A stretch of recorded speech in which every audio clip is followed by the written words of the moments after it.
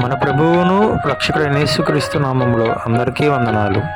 ఈరోజు దేవుని వాక్యం, తన యందు భయభక్తులు గలవారి యందు, తన కృప కొరకు కనిపెట్టువారి యందు యెహోవా ఆనందించువాడై ఉన్నాడు. కీర్తనలు 147వ అధ్యాయం 11వ వచనం. మా తండ్రి యేసు పశువుల పాకడు, తనను తాను చూడు తగ్గించుకొనెను. మా తండ్రి యేసు పశువుల పాకడు, తనను తాను చూడు తగ్గించుకొనెను.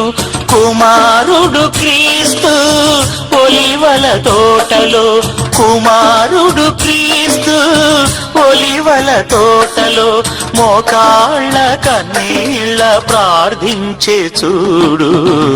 మా ఇంటి పేరు పశువుల పాక.